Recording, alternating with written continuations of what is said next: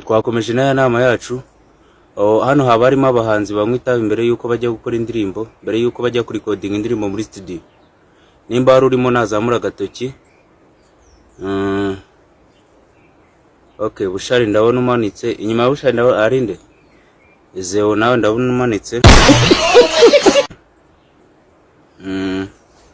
Na wundi Horix nawe ndabona wamanitse. Hano haba harimo aba content creator basajijwe n'inkondo baba barimo. Urimo nazamura agatoki. Aba content creator basajijwe n'inkondo. Bogari ndabona wamanitse.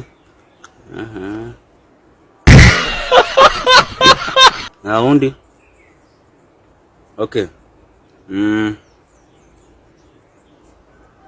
Hano nabahanzi bibagishije inda baba barimo. Imba rurimo namanitse. Inyuma ya Bogari ariko ndabona hari umuntu wamanitse. Bruce Melody ndabona wamanitse. Oh my god. Bruce Melody. Nabahanzi baba barimo bakora amabara iyo bageze kuri stage, bakora ibintu bitangaje kabisa iyo bageze kuri stage. Davis ndabona umanitse nawe.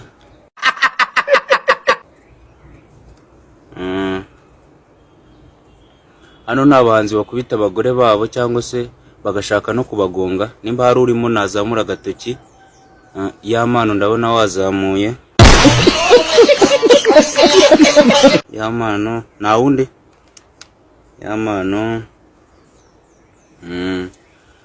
Twageze ku bahanzi cyangwa se ababyinnyi bananiranye bigize ibyigomeke nyine bakumva ko bagezeyo. Abahanzi cyangwa se ababyinnyi. Iranzi harya se byina muri Sherry Silver.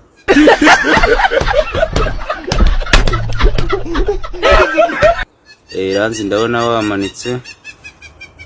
Iranzi.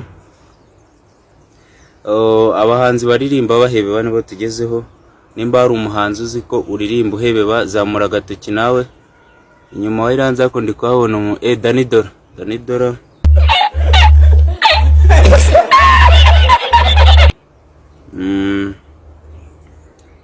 Aba content creator bahoze ari aba content ariko bakava mu bintu by'ubu content nibo tugezeho bakajya mu bintu by'amabifu.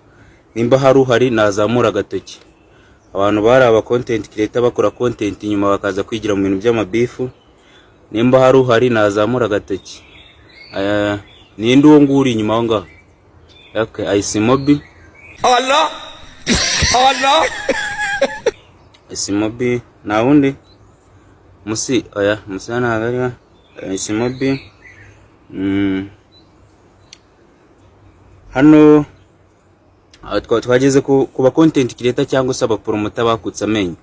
Nabarimo aba content cyangwa se aba promoter cyangwa aba blogger bakutse amenyo. Nimba hari abarimo nazamura agatoki cyangwa se azamura ikiganza gutya. Nawe arabuze se na mu content cyangwa umuboroga warakutse iryinyo. Arabuze muri abo bantu bose bari hano arabuze ko mu ndeba se.